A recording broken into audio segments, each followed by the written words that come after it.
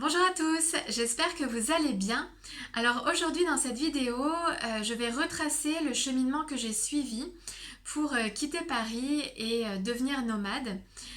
Peut-être que ça aidera ou que ça inspirera d'autres personnes qui aspirent à un autre mode de vie et qui souhaitent transformer leur quotidien. J'ai quitté Paris fin octobre 2020, juste avant le deuxième confinement. Donc je suis partie seule avec juste une valise, un sac à dos et deux cerceaux puisque je fais du hula hoop. Donc je suis d'abord allée à Nice sur la Côte d'Azur où j'ai passé environ 7 mois. Puis je suis allée en Espagne en juin, donc d'abord dans les îles Canaries, à Tenerife, puis en Andalousie où je me trouve encore à l'heure actuelle. Alors c'est un processus qui s'est fait en plusieurs étapes sur plusieurs années et qui a été principalement motivé par l'envie de me sentir plus libre, l'envie de voyager, d'apprendre au quotidien, de faire des rencontres et globalement de vivre des expériences variées et enrichissantes, ce que ne me permettait pas la vie sédentaire que j'avais à Paris parce que je trouvais que j'avais une vie assez routinière et donc j'aspirais à autre chose. Donc dans cette vidéo, je vais faire de mon mieux pour résumer mon parcours et vous donner les grandes lignes et les idées clés qui m'ont amené à vivre une vie nomade. Donc je suis d'origine parisienne, je suis née à Paris et j'y ai vécu jusqu'à ce que je devienne nomade en octobre 2020. J'ai toujours adoré voyager et je voyageais dès que je le pouvais, donc pendant les vacances, le week-end. J'ai aussi fait des stages à l'étranger pendant mes études, en Espagne et au Canada. Et j'ai aussi occupé un poste à Paris qui m'a permis de voyager pendant environ 4 ans. J'ai toujours aimé les langues et la communication, donc j'ai passé un bac littéraire. Ensuite, j'ai fait des études de langues étrangères appliquées, anglais, espagnol, du DUG à la maîtrise à Paris. Et j'ai fait un master 2 en ingénierie culturelle et touristique à Perpignan. Et pendant mes études, j'ai fait 2 stages, donc un stage de 2 mois à Valence en Espagne dans une agence de publicité et un stage de 6 mois à Vancouver au Canada à l'Alliance française où j'étais responsable de l'organisation des activités culturelles de l'Alliance. À mon retour en France, j'ai travaillé dans le domaine du tourisme, dans des tours opérateurs, plus précisément des agences de voyage réceptives, spécialisées dans l'accueil des étrangers en France. Donc ce sont des agences qui organisent des séjours ou des circuits pour étrangers en France. Puis j'ai travaillé dans des entreprises technologiques en lien avec l'hôtellerie. Alors des entreprises qui proposent des solutions technologiques aux hôtels pour qu'ils puissent vendre leurs chambres en ligne, comme par exemple des moteurs de réservation ou d'autres solutions qui permettent d'optimiser les ventes sur Internet. Donc dans ces entreprises, j'ai occupé des postes dans la réservation ou dans l'assistance clientèle. Le dernier poste que j'ai occupé en CDI était un poste de chargé de compte. Je gérais en fait un portefeuille d'hôtels clients. Je les accompagnais en fait dans l'utilisation des outils technologiques et je leur rendais visite en fait en Europe. Donc c'est un poste qui m'a permis de voyager pendant environ 4 ans et qui m'a beaucoup plu. J'ai passé 5 ans dans cette entreprise, donc en tant que chargée de compte et au support client. Donc j'étais en CDI et après 5 ans, j'étais un peu fatiguée et j'aspirais à autre chose. Je voulais être plus indépendante. Donc après 5 ans, j'ai quitté cette entreprise pour pouvoir réfléchir et faire un travail d'introspection pour me diriger vers quelque chose qui était plus aligné avec ce que je voulais vivre. J'ai quitté l'entreprise fin 2014 et à partir de 2015, donc de 2015 à 2018, j'ai eu toute une période de réflexion, d'introspection J'ai eu une période de chômage, puis j'ai occupé des postes à temps partiel dans les domaines du tourisme et de la culture, ce qui me permettait de continuer, de poursuivre ma réflexion sur ce que je voulais faire et de trouver quelque chose qui me convienne pour être indépendante et organiser ma vie comme je le souhaitais. À cette période, j'ai commencé à voir des thérapeutes pour m'aider à mieux me connaître, à prendre du recul sur ce que j'avais vécu, à mettre des mots sur ce que je souhaitais vivre, à libérer aussi certains schémas dysfonctionnels. Dans cette même période, j'ai aussi rencontré ma flamme jumelle, une relation qui m'a aussi apporté beaucoup d'enseignements, de prise de conscience, qui m'a aidé à révéler des potentiels et des zones d'ombre.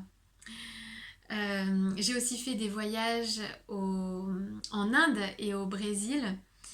Je suis allée en Inde à l'ashram d'Ama et au Brésil, je suis allée à Abadiânia, une petite ville à côté de Brasilia, où était le médium João de Deus.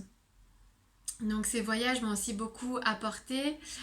J'ai fait des rencontres qui m'ont beaucoup inspirée et qui m'ont aidé aussi à grandir spirituellement, à expérimenter aussi la confiance, le lâcher prise, donc la confiance en soi, la confiance en la vie, en ses intuitions. En parallèle, je me suis aussi intéressée au minimalisme et j'ai commencé à donner et à vendre petit à petit des possessions matérielles pour m'alléger parce que je vivais dans un studio et j'avais énormément de choses et ça commençait un peu à m'étouffer. Donc petit à petit, j'ai commencé à donner, à vendre pour me sentir là aussi plus légère. Je me suis aussi intéressée de plus près à l'éducation, notamment l'éducation alternative. J'ai fait un stage dans une école alternative en 2016 à Living School. C'est une école qui est dans le nord de Paris, qui met l'accent sur le développement du potentiel des enfants et sur le savoir-être. C'était très intéressant.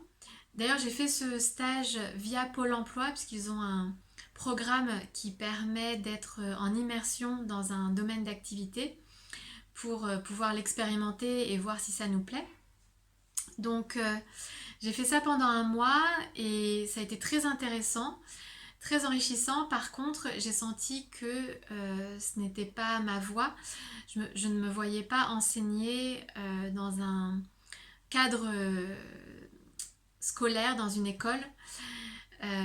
Là encore, je me sentais trop enfermée et je sentais qu'il me fallait quelque chose que je puisse faire vraiment en indépendante. À l'automne 2016, j'ai commencé à proposer mes services dans l'aide aux devoirs et le soutien scolaire.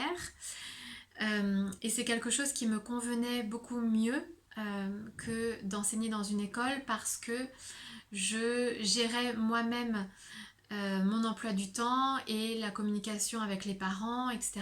Donc j'ai fait ça en fait de 2016 à 2020 en parallèle des autres missions que j'avais donc dans les domaines du tourisme et de la culture qui étaient des missions le plus souvent à temps partiel et pour une durée déterminée. J'ai commencé à enseigner de cette façon-là, donc au travers de l'aide aux devoirs et du soutien scolaire.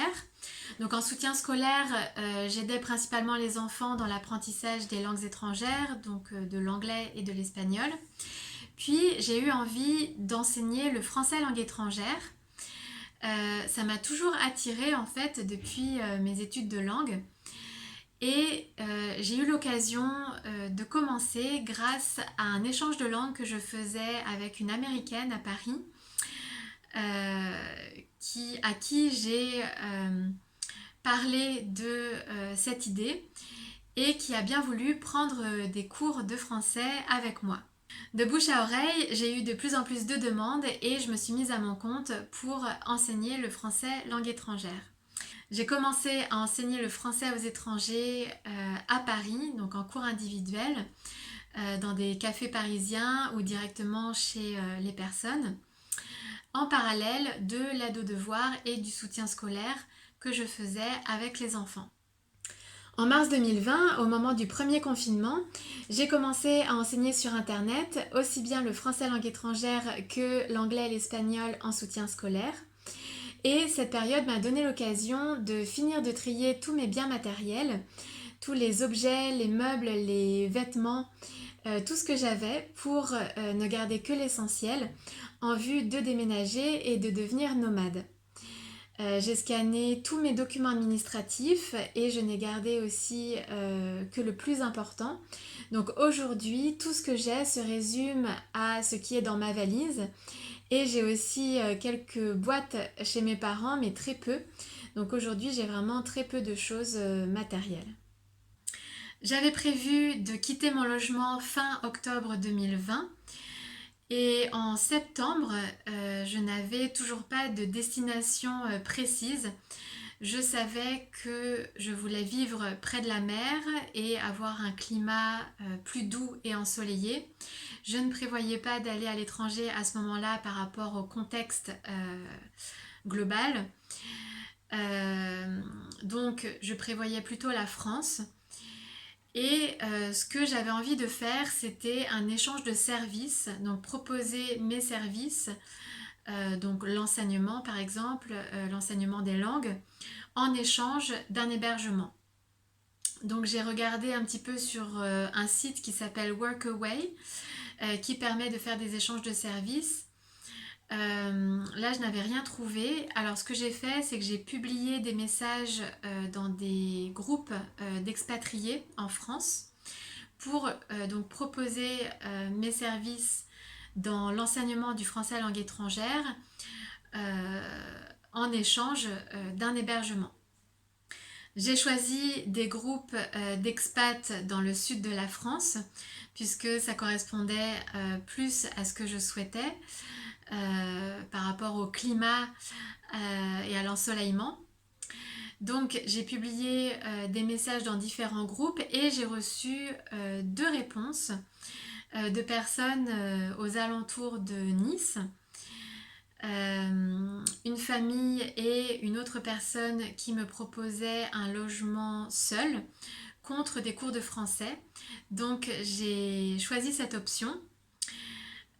Et donc je suis partie fin octobre 2020 dans la banlieue niçoise où j'habitais donc un logement seul avec un loyer réduit. Donc je payais quand même un loyer mais il était réduit en échange de cours de français.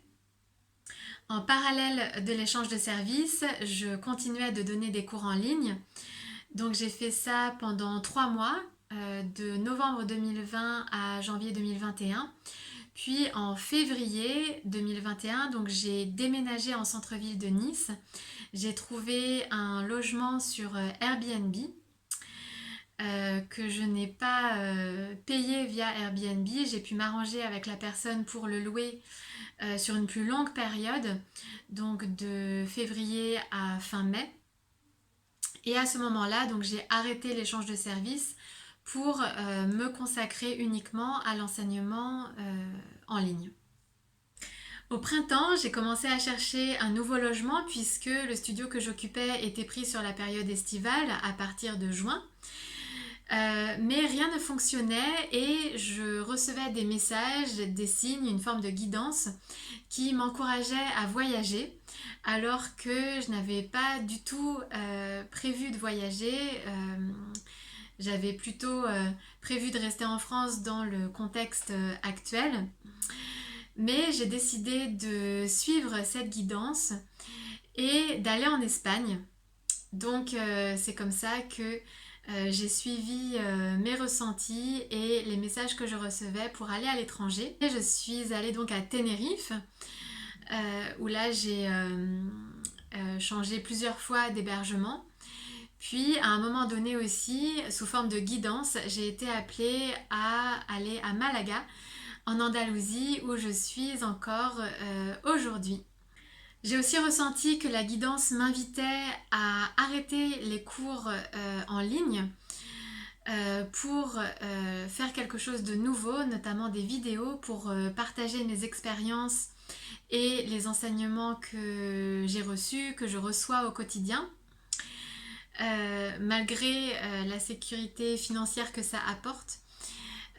Donc je vais faire plus de vidéos sur ce que je vis, sur les rencontres que je fais, sur tout ce que j'apprends et que j'expérimente. Donc j'espère que cette vidéo vous aura aidé, vous aura donné des idées, des clés pour transformer votre vie. Peut-être pour quitter un endroit, déménager ou peut-être aussi pour devenir nomade comme moi. En tout cas, je serais heureuse de vous aider. Si vous avez des questions, vous pouvez les écrire en commentaire ou me contacter sur les réseaux ou par email. Je vous dis donc à très vite.